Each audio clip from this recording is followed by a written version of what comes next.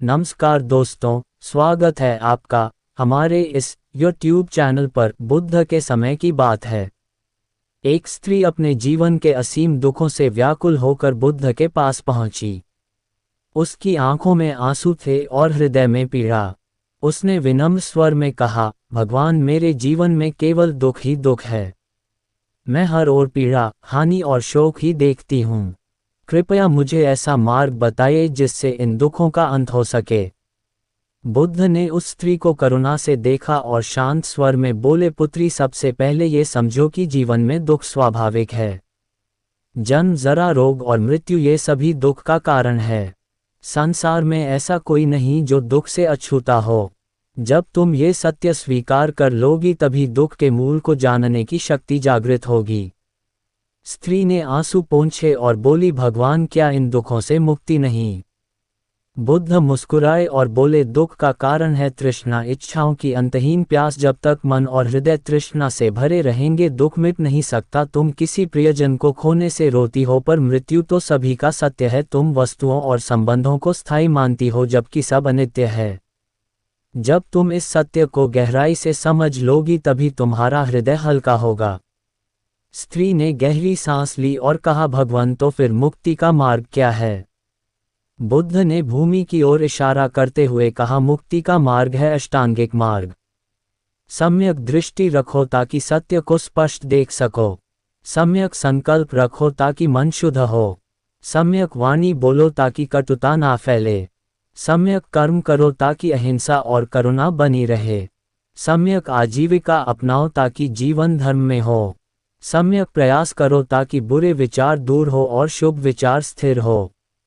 सम्यक स्मृति रखो ताकि मन वर्तमान में जागरूक रहे और सम्यक समाधि साधो ताकि आत्मा स्थिर और निर्मल हो। बुद्ध के वचनों को सुनकर स्त्री के हृदय में शांति उतर आई। उसका चेहरा, जो अब तक उदासी से घिरा था, अब करुणा और संतोष से दमकने लगा। उसने हाथ जोड़कर प्रणाम किया और बोली, भगवान, आज मुझे समझ आया कि दुख बाहर से नहीं आते, वे तो हमारे भीतर ही जन्म लेते हैं। अब मैं आपके बताए मार्ग पर चलूंगी और अपने मन को तृष्णा से मुक्त करूंगी।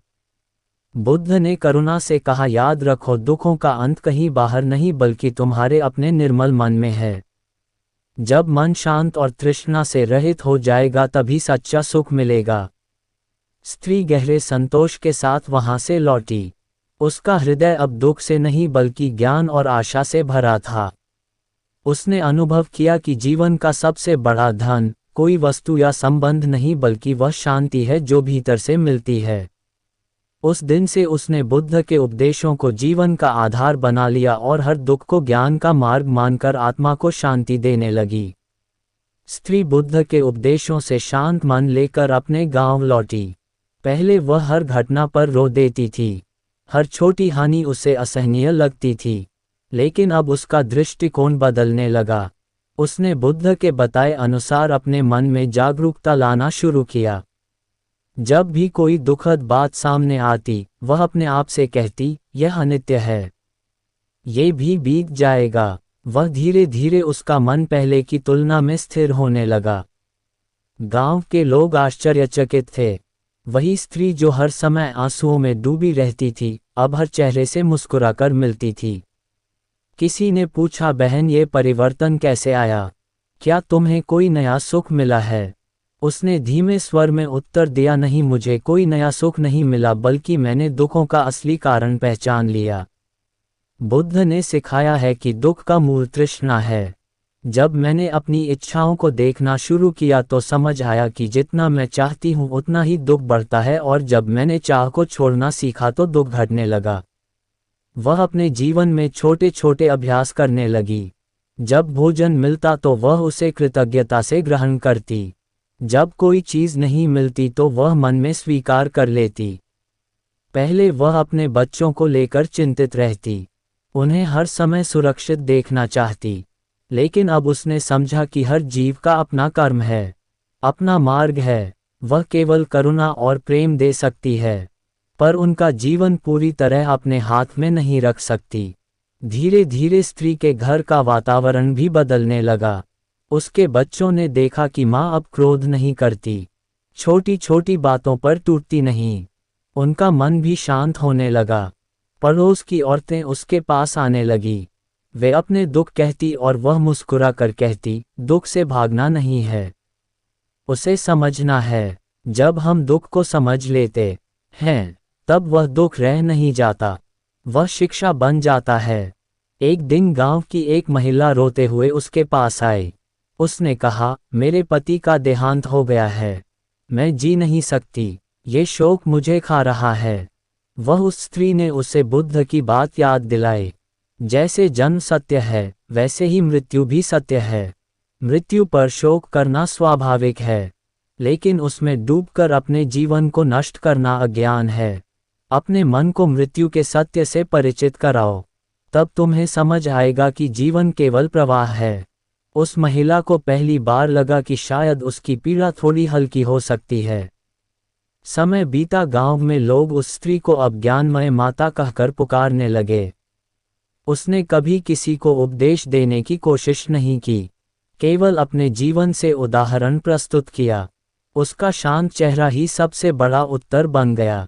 लोग उससे मिलने आते और लौटते समय भीतर से हल्के हो जाते। एक दिन कुछ यात्री गांव में आए। उन्होंने सुना कि इस गांव में एक महिला है जो बुद्ध के उपदेशों को जीती है। वे उससे मिलने पहुंचे। उन्होंने पूछा, माता, क्या सचमुच दुखों का अंत संभव है? स्त्री ने धीमे स्वर में उत्तर दिया, हाँ, दुखों का अंत संभव है, पर वह बाहर नहीं भीतर है। यदि तुम सोचते हो कि संसार बदल जाएगा और तुम्हें सुख मिलेगा तो ये भ्रम है। पर यदि तुम अपने भीतर की तृष्णा और आसक्ति को देख पाओ, उन्हें छोड़ सको, तो वही मुक्ति है। मैंने ये बुद्ध से सीखा और अपने जीवन में अनुभव किया। अब मैं जानती हूँ कि दुखों से भागने की जगह उन्हें समझना ही मुक्ति का मार्ग है। उन यात्रियों के मन पर गहरी छाप पड़ी। उन्होंने प्रणाम किया और कहा, माता, आपने हमें वह दिया जिसकी हमें तलाश थी। आपका जीवन ही बुद्ध के वचनों का प्रमाण है। समय के साथ स्त्री वृद्ध हो गई, लेकिन उसका चेहरा अब भी निर्मल और शांत बना रहा। मृत्यु के समय भी उसने मुस्कुराकर कहा, जीवन और मृत्यु केवल एक प्रवाह के दो छोर हैं। मैंने जाना है कि आत्मा का सच्चा धन शांति है। आज मेरा शरीर विलीन होगा, लेकिन मैंने जो ज्ञान पाया है वह अमर है। उसके अंतिम क्षणों में गांव के लोग उसके चारों ओर बैठे थे। वे रो रहे थे, लेकिन स्त्री ने कहा, मत रो, जीवन अनित्य है। मेरे जाने से शोक मत करो, बल्कि इस सत्य को अपने हृदय में धारण करो। यही बुद्ध का मार्ग है। और फिर उसकी आंखें धीरे धीरे बंद हो गई। उसका चेहरा अब भी मुस्कुराहट से भरा था। गांव के लोगों ने पहली बार देखा कि कोई मृत्यु को भी ऐसे शांति से स्वीकार कर सकता है। उस दिन से स्त्री की स्मृति गांव के हर व्यक्ति के हृदय में जीवित हो गई। लोग कहते, वह महिला हमें बुद्ध का जीवंत रूप दिखाकर गई है। उसने सिखाया कि दुख का अंत बाहर नहीं बल्कि हमारे अपने मन की शांति में है। उसकी कहानी पीढ़ी दर पीढ़ी सुनाई जाने लगी। जब भी कोई दुख से व्याकुल होता, लोग कहते, स्मरण करो उस स्त्री को जिसने बुद्ध से दुखों का अंत पूछा था और अपने जीवन से ही उसका उत्तर बन गई। गांव में उस स्त्री की स्मृति केवल कथा भर नहीं रह गई थी, बल्कि जीवन जीने का आधार बन चुकी थी। बच्चे बूढ़े सभी उसके किस्से सुनते और प्रेरणा लेते। धीरे धीरे आसपास के गांवों में भी यह बात फैल गई कि एक स्त्री थी जिसने अपने दुखों का अंत बुद्ध से पूछा और अपने जीवन को प्रकाश में बदल दिया। दूर दूर से लोग उस गांव में आते, उसकी कहानियां सुनते और अपने मन को हल्का कर जाते। एक दिन कुछ भिक्षु बुद्ध के शिष्यों के साथ उसी गांव पहुंचे। गांव के लोगों ने उन्हें सम्मान से बुलाया और उस स्त्री की स्मृति के बारे में बताया। भिक्षुओं ने कहा, वह केवल शिष्या ही नहीं थी, बल्कि उसने बुद्ध के उपदेशों को अपने जीवन से जीकर दिखाया। यही सबसे बड़ा धर्म है। उन्होंने गांव के चौक में बैठकर लोगों को समझाया कि धर्म केवल पढ़ने या सुनने की वस्तु नहीं है, बल्कि उसे जीना ही सच्चा अभ्यास है। लोग ध्यान से सुनते और फिर अपने जीवन की ओर देखते। एक किसान बोला, मैं मेहनत करता हूँ, लेकिन जब फसल खराब हो जाती है तो टूट जाता हूँ। अब समझ आया है कि फसल अनित्य है। मेरा कर्तव्य है बीज बोना और श्रम करना। लेकिन परिणाम पर मेरा अधिकार नहीं। भिक्षु मुस्कुराए और बोले, यही तो बुद्ध का मार्ग है। सम्यक प्रयास करो, लेकिन फल की आसक्ति छोड़ दो, तभी मन दुख से मुक्त होगा। गांव की औरतें भी अब अपने दुख आपस में साझा करती, लेकिन उनका दृष्टिकोण बदल चुका था। वे केवल रोती नहीं थी बल्कि एक दूसरे को याद दिलाती। स्मरण करो माता को जिसने तृष्णा छोड़कर शांति पाए। हम भी यही कर सकते हैं। उनके बीच करुणा और सहयोग का भाव बढ़ता गया।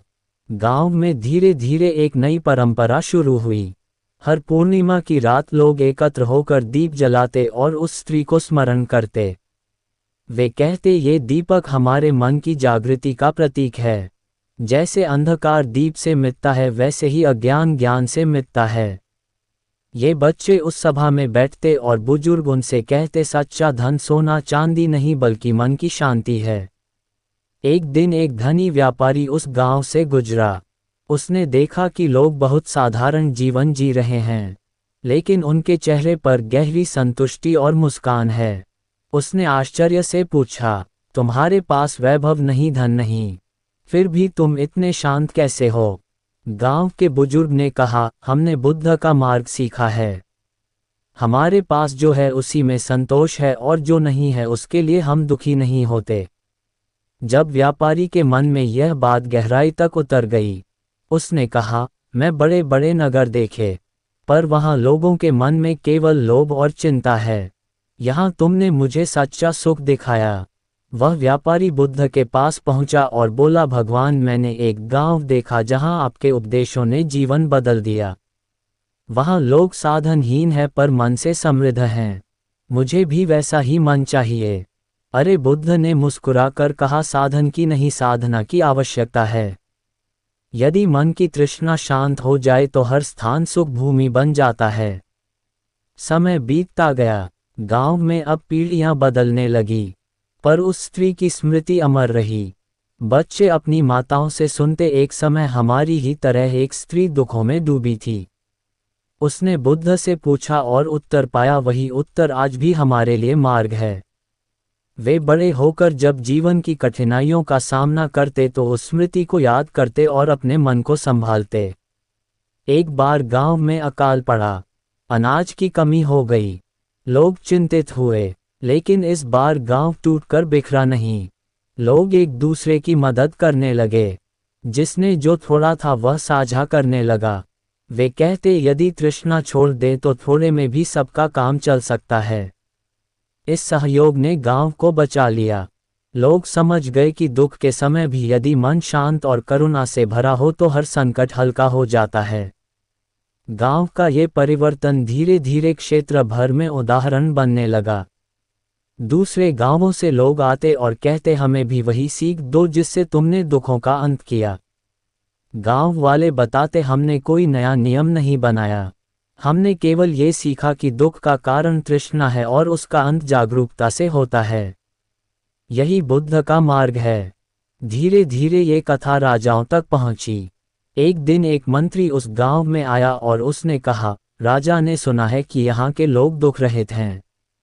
वह भी जानना चाहते हैं कि इसका रहस्य क्या है। गांव वालों ने उसे वही पुरानी कथा सुनाई। मंत्री ने लौटकर राजा को बताया। राजा ने कहा, ऐसा ज्ञान यदि पूरे राज्य में फैल जाए तो प्रजा दुखों से मुक्त हो जाएगी। राजा ने भिक्षुओं को आमंत्रित किया और उनसे उपदेश सुने।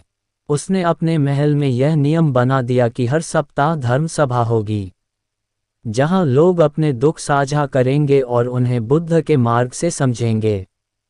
धीरे धीरे राज्य के लोग भीतर से बदलने लगे। इस प्रकार एक साधारण स्त्री का प्रश्न और उसका उत्तर केवल उसके जीवन तक सीमित नहीं रहा बल्कि पीढ़ियों और क्षेत्रों तक फैल गया। उसका जीवन ये प्रमाण बन गया कि जब कोई मनुष्य दुख से भागने की बजाय उसे समझने का साहस करता है तो वह स्वयं ही नहीं पूरे समाज को प्रकाश दे सकता है। और इस तरह उस स्त्री की स्मृति एक दीपक की तरह जलती रही, ये याद दिलाने के लिए कि दुखों का अंत किसी बाहरी साधन से नहीं बल्कि अपने ही निर्मल और जागृत मन से होता है। राजा के राज्य में बुद्ध का संदेश फैलने लगा। पहले जहां लोग करों और लोभ के बोझ तले दबे रहते थे, वहीं अब उनमें आपसी करुणा और सहयोग का भाव बढ़ने लगा। राजा ने देखा कि जब लोग दुख के मूल कारण को समझ लेते हैं तो उनका व्यवहार बदल जाता है। अब प्रजा चोरी झपटे से दूर रहने लगी, विवाद कम होने लगे और लोग संतोष से जीने लगे। राजा ने सोचा, यदि यह शिक्षा राज्य को इतना शांत बना सकती है तो इसे पूरे जनपद में फैलाना चाहिए। उसने भिक्षुओं को आदेश नहीं बल्कि आमंत्रण दिया कि वे गांव-गांव जाकर बुद्ध का मार्ग समझाएं। भिक्षु जब गांवों में पहुंचे तो उन्होंने उपदेश नहीं थोपे, वे केवल लोगों को वही पुरानी कहानी सुनाते। एक स्त्री जो दुख से व्याकुल होकर बुद्ध के पास गई थी और जिसने तृष्णा को समझकर शांति पाई। लोग उस कथा को सुनते और अपने जीवन से जोड़कर देखते। एक किसान सोचता, मेरी चिंता फसल के नष्ट होने की है, पर क्या ये चिंता मेरी तृष्णा नहीं? एक व्यापारी सोचता, मैं लाभ के पीछे भागता हूँ और हानि होने पर दुखी होता हूँ, पर लाभ और हानि तो अनित्य है। धीरे धीरे ये कथा उनके लिए दर्पण बन गई। समय बीतता गया, जहाँ पहले मेलों और सभाओं में लोग केवल व्यापार और मनोरंजन की बातें करते थे, वहीं अब धर्म और शांति पर भी चर्चा होने लगी। बच्चे जब खेलते तो वे भी उस स्त्री की कहानी को अभिनय के रूप में दिखाते। एक बच्चा बुद्ध की भूमिका निभाता और दूसरा स्त्री की। वे कहते, भगवान दुखों का अंत कैसे हो, और उत्तर देते, तृष्णा छोड़ो, जागरूक बनो। वे ये दृश्य देखकर गांव के बुजुर्ग भावुक हो जाते और कहते, देखो ये कथा अब बच्चों के जीवन का भी हिस्सा बन गई है। धीरे धीरे उस कथा ने नदियों की तरह दूर दूर तक फैलना शुरू किया। यात्री जब कहीं रुकते तो चाय की दुकानों और चौपालों पर लोग उन्हें ये कहानी सुनाते। कहानी सुनने वाले मुस्कुरा कर कहते, ये तो केवल एक स्त्री की नहीं, हम सब की कहानी है। हम सब दुख में हैं और हमें भी यही मार्ग अपनाना होगा। एक दिन कुछ विदेशी व्यापारी उस राज्य में आए। उन्होंने देखा कि यहाँ के लोग बेहद शांत और सहयोगी हैं। उन्होंने राजा से पूछा, आपके राज्य में ये संतोष और भाईचारा कैसे संभव हुआ? राजा ने मुस्कुराकर कहा, ये सब बुद्ध के उपदेश का प्रभाव है और उस स्त्री की स्मृति का परिणाम है जिसने दुख के अंत का मार्ग खोजा। व्यापारियों ने सोचा कि यदि यह ज्ञान उनके देश तक पहुंच जाए तो वहां भी लोग दुख से मुक्त हो सकते हैं, और इस तरह बुद्ध का संदेश और भी दूर तक फैलने लगा। लेकिन हर जगह सब कुछ सहज नहीं था। कुछ लोग ऐसे भी थे जो कहते, दुख तो जीवन का हिस्सा है, इससे भागा नहीं जा सकता, ये सब केवल कहानियां हैं। वे संदेह करते और मजाक उड़ाते, पर समय ने उन्हें भी सिखाया। जब उन्होंने देखा कि जो लोग बुद्ध का मार्ग अपनाते हैं उनके चेहरे पर स्थिरता है और कठिनाइयों में भी शांति है, तो धीरे धीरे उनके मन का संशय भी दूर होने लगा। वर्षों बाद जब वह स्त्री जिसने बुद्ध से प्रश्न किया था स्मृति मात्र रह गई, तब भी उसकी कथा लोगों की वाणी में जीवित रही। भिक्षु जब भी उपदेश देते तो कहते, धर्म केवल राजाओं या साधुओं का मार्ग नहीं है, यह एक साधारण स्त्री ने भी पाया था, और जब वह पा सकती है तो हम सब भी पा सकते हैं। ये सुनकर लोगों के मन में आशा जगती। राज्य में अब एक नई परंपरा बन गई थी। हर वर्ष उस स्त्री की स्मृति में एक उत्सव होता। लोग अपने दुख साझा करते और फिर सामूहिक ध्यान करते। उत्सव का मुख्य संदेश यही होता, दुख से भागो मत, उसे समझो, तृष्णा ही उसका मूल है, जागरूकता ही उसका अंत है। यह उत्सव केवल धार्मिक कार्यक्रम नहीं था बल्कि जीवन का उत्सव बन गया। वहाँ गीत गाए जाते, बच्चे नाटक करते और भिक्षु ध्यान सिखाते।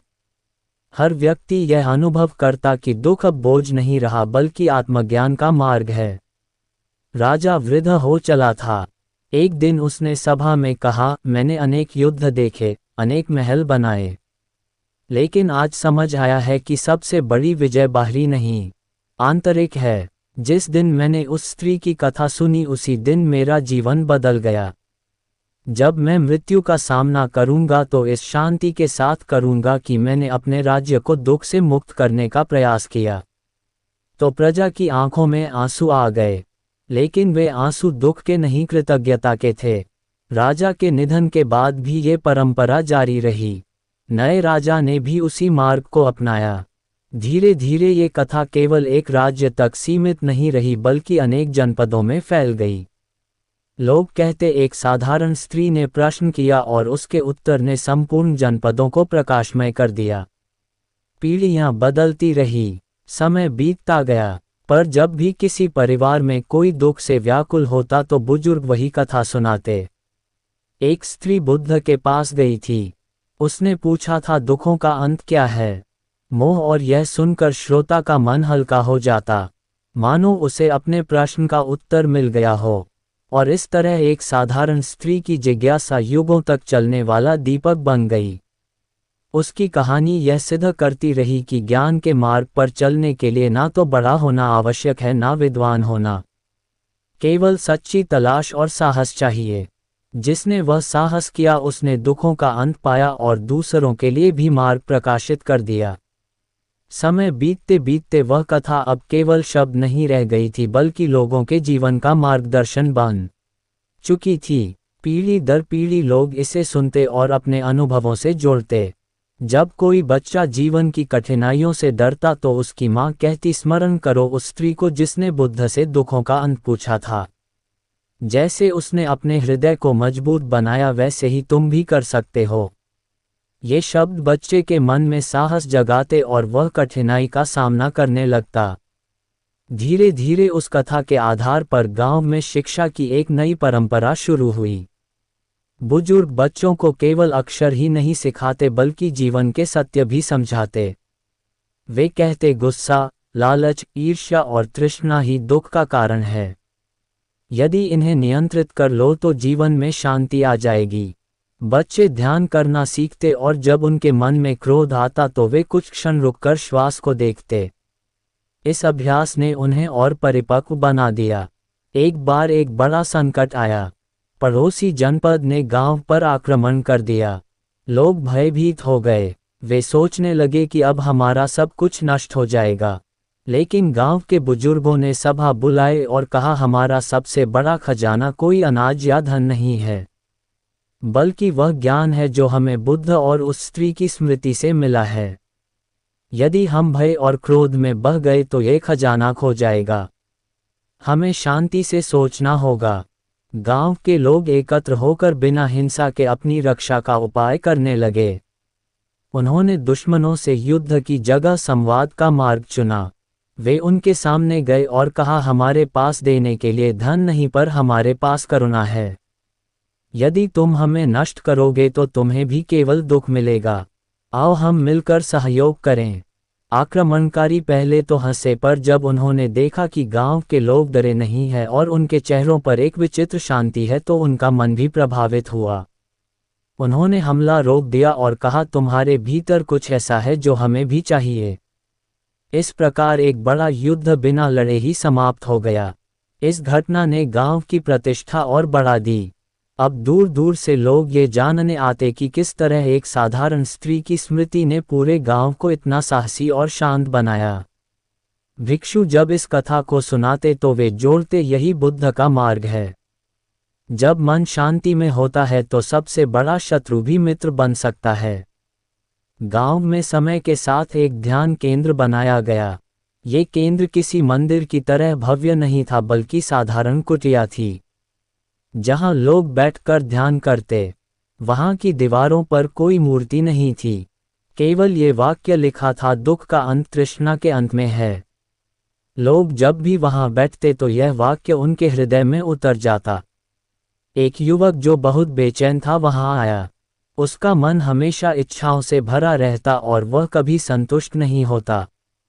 उसने ध्यान केंद्र में प्रवेश किया और बुजुर्ग से कहा, मैंने सुना है कि यहाँ दुख का अंत सिखाया जाता है, कृपया मुझे भी मार्ग बताएं।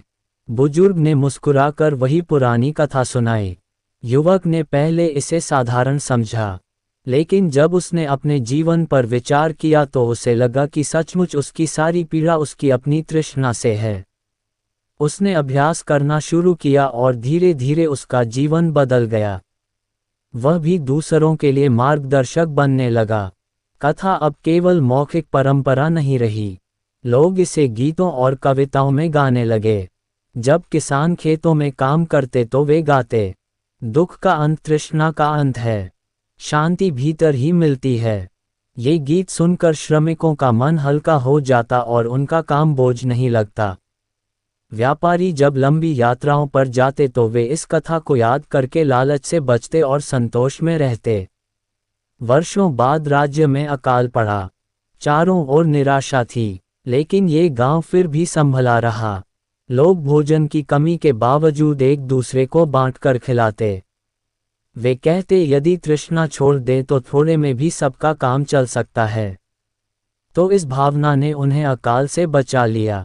पास के गांवों के लोग ये देखकर चकित हुए और कहने लगे तृष्णा का अंत ही सचमुच दुख का अंत है। धीरे धीरे ये कथा केवल एक क्षेत्र की नहीं रही बल्कि अनेक जनपदों, नगरों और देशों में फैल गई। यात्री इसे जहां जहां सुनाते, वहां के लोग इसे अपनाते। किसी को ये जीवन का सबसे बड़ा उत्तर लगता, किसी को ये सबसे सरल शिक्षा, और इस प्रकार एक स्त्री का प्रश्न और बुद्ध का उत्तर युगों तक अमर हो गया। लोग कहते हमारे पास कोई ग्रंथ ना हो तो भी यह कथा पर्याप्त है क्योंकि इसमें जीवन का सार है। और जब भी कोई दुख से व्याकुल होकर प्रश्न करता क्या सचमुच दुखों का अंत संभव है, तो उत्तर वही होता, हाँ, जब तृष्णा का अंत होगा तब दुखों का अंत होगा। और इस तरह उस स्त्री की स्मृति दीपक की तरह युगों तक जलती रही जो अंधकार में भटके हर मनुष्य को ये याद दिलाती रही कि मुक्ति कहीं बाहर नहीं बल्कि हमारे अपने हृदय की शांति में है। कथा अब युगों की यात्रा कर चुकी थी। एक साधारण स्त्री का प्रश्न और बुद्ध का उत्तर केवल उसके गांव या राज्य तक सीमित नहीं रहा बल्कि पूरे जनमानस की चेतना का हिस्सा बन गया।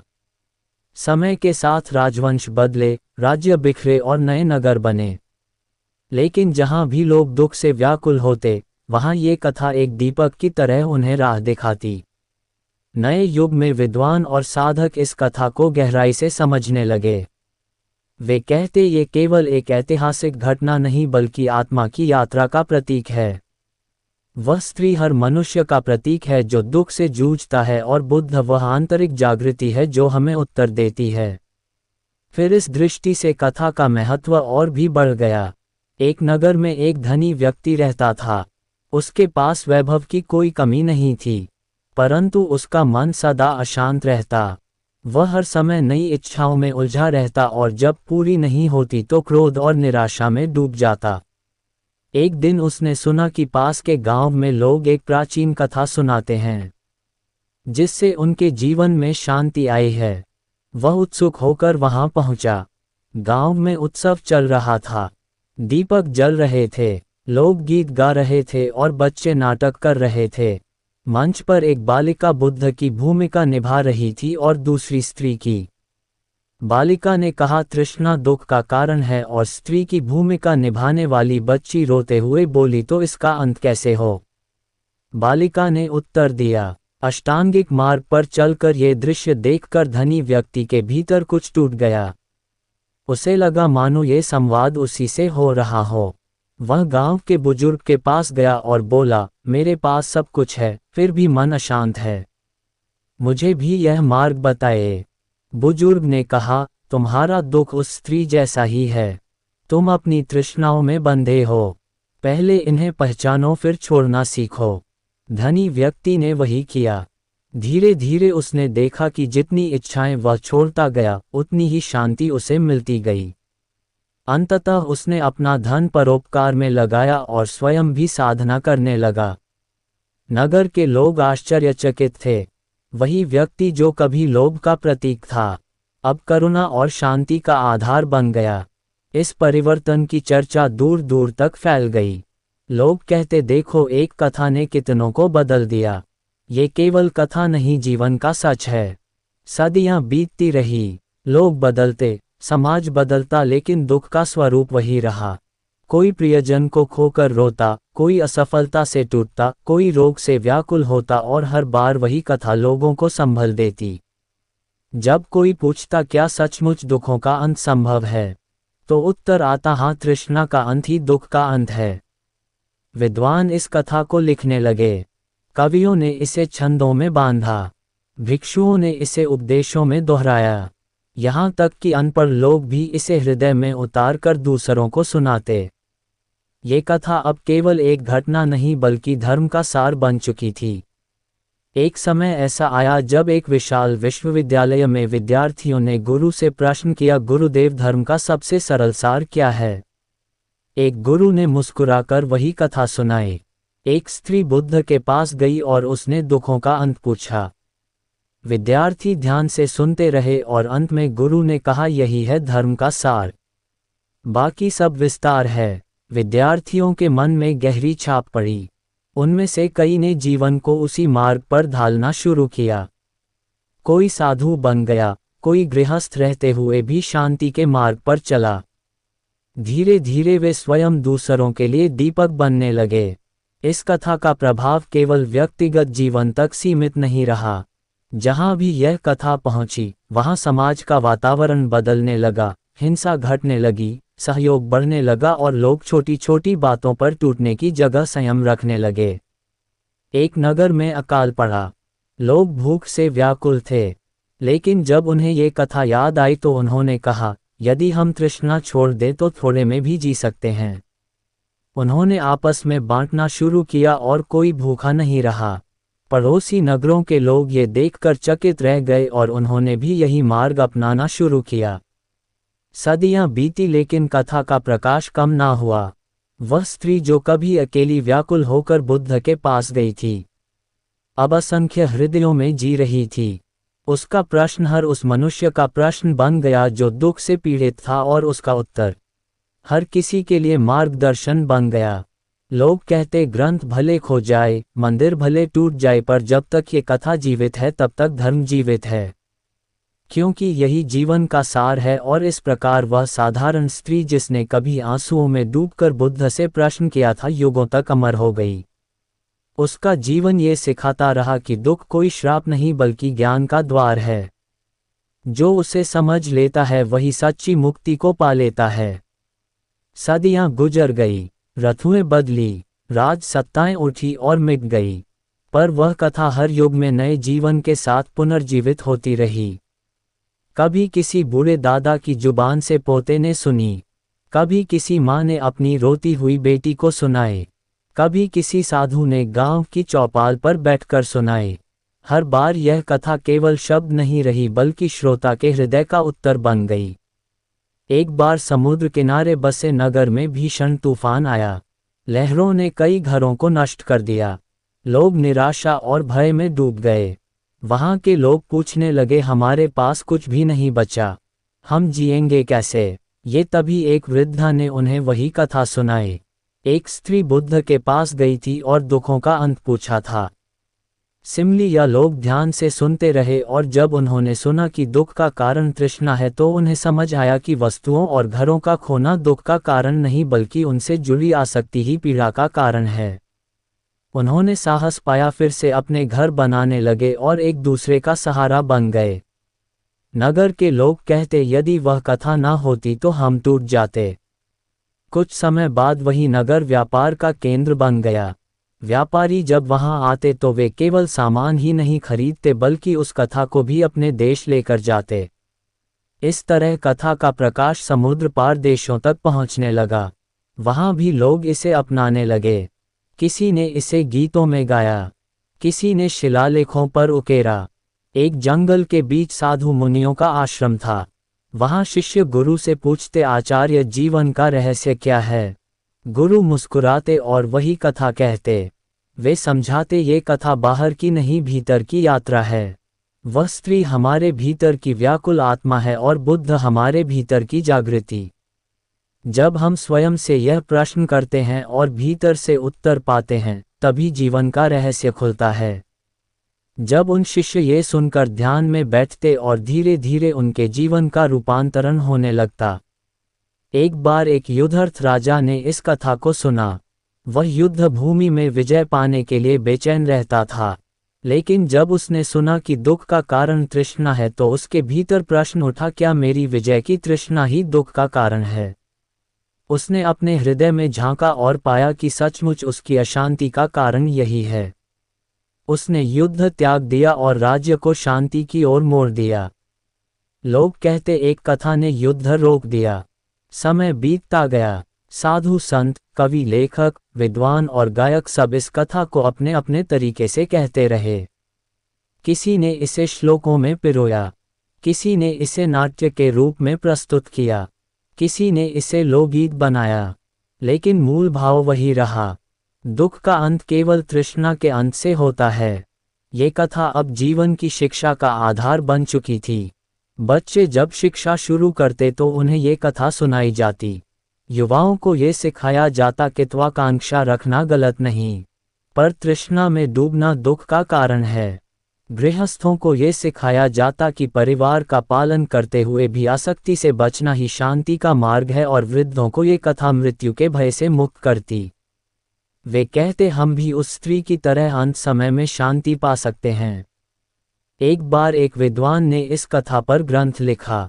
उसने लिखा, दुनिया में जितने भी दर्शन हैं उनका सार इस कथा में छिपा है। यहाँ कोई जटिल शास्त्र नहीं, केवल एक साधारण अनुभव है। यही इसे अमर बनाता है। तो ये ग्रंथ दूर देशों में पहुंचा और वहां भी लोगों के जीवन को छूने लगा। सदियों बाद जब नए युग की शुरुआत हुई, जब लोग मशीनों और नए साधनों से जीवन आसान बनाने लगे, तब भी दुख समाप्त नहीं हुआ। लोग और भी अधिक बेचैन हो गए। तब फिर से वही कथा जीवित हुई। लोग कहते हमारे पास सब साधन है पर शांति नहीं। शायद वही कथा हमें आज भी राह दिखा सकती है। नगरों के विद्यालयों और विश्वविद्यालयों में ये कथा पढ़ाई जाने लगी। शिक्षक कहते ये केवल प्राचीन कहानी नहीं बल्कि जीवन का विज्ञान है। विद्यार्थी जब इसे पढ़ते तो उन्हें लगता कि यह उनकी अपनी ही कहानी है। किसी को परीक्षा का तनाव होता, किसी को असफलता का, किसी को संबंधों का, हर किसी को इस कथा में अपना उत्तर मिलता। धीरे धीरे ये कथा आधुनिक युग की भी मार्गदर्शक बन गई। लोग भले ही नई भाषा बोलते हो, नए वस्त्र पहनते हो, नए यंत्रों का उपयोग करते हो, लेकिन दुख वही पुराने थे और उन दुखों का उत्तर भी वही पुराना था। तृष्णा का अंत। इस तरह एक स्त्री का प्रश्न और बुद्ध का उत्तर कालातीत हो गया। युग चाहे कोई भी हो, परिस्थिति चाहे जैसी भी हो, ये कथा हर दिल को छूती रही। वह स्त्री अब केवल एक व्यक्ति नहीं रही, वह हर युग के हर दुखी मनुष्य का प्रतीक बन गई। और बुद्ध केवल एक गुरु नहीं रहे बल्कि हर आत्मा के भीतर के प्रकाश का प्रतीक बन गए। और आज भी जब कोई मनुष्य आंसुओं में डूबकर ये पूछता है दुखों का अंत कहाँ है, तो कहीं ना कहीं वही उत्तर गूंजता है, दुखों का अंत तृष्णा के अंत में है। यही वह अमर वाक्य है जो युगों से मनुष्य को अंधकार से प्रकाश की ओर ले जाता रहा है। प्रिय साथियों, इस पूरी कथा का सार यही है कि जीवन के दुख किसी बाहरी कारण से नहीं बल्कि हमारे अपने मन से उत्पन्न होते हैं। हम अपने संबंधों, वस्तुओं और इच्छाओं को स्थायी मान बैठते हैं, जबकि संसार का सत्य अनित्य है। बुद्ध ने समझाया कि दुख का कारण तृष्णा है और जब तक ये तृष्णा बनी रहती है, शांति संभव नहीं। यदि हम चाहे तो हर परिस्थिति में सीख सकते हैं कि सुख बाहर नहीं भीतर है। जब हम अपनी सोच और दृष्टि को बदलते हैं, जब हम तृष्णा और आसक्ति से मुक्त होकर वर्तमान क्षण को स्वीकार करते हैं, तभी सच्चा आनंद मिलता है। यही बुद्ध का मार्ग है। सम्यक दृष्टि, सम्यक वाणी, सम्यक कर्म और सम्यक ध्यान। आप अपने जीवन में इस शिक्षा को अपनाएं। जब भी दुख आपको घेर ले तो स्मरण कीजिए कि दुख स्थायी नहीं बल्कि आपकी आसक्ति का परिणाम है। जैसे ही आप भीतर से हल्के हो जाएंगे वैसे ही शांति स्वयं आपके पास आ जाएगी। याद रखिए, जीवन की सबसे बड़ी विजय दूसरों पर नहीं बल्कि अपने भीतर के मोह, क्रोध और तृष्णा पर होती है। जो व्यक्ति स्वयं पर विजय पा लेता है वही सच्चा विजेता है। इसलिए आज से ही यह निश्चय कीजिए कि दुखों के बीच हार मानने के बजाय आप अपने मन की शक्ति को पहचानेंगे, अपने विचारों को शुद्ध करेंगे और उस शांति को खोजेंगे जो पहले से ही आपके भीतर है। यही मार्ग आपको दुख से मुक्त करेगा और सच्चे सुख तक ले जाएगा। तो दोस्तों, वीडियो अच्छी लगी तो वीडियो को लाइक और चैनल पर नए हो तो चैनल को सब्सक्राइब जरूर करें। धन्यवाद।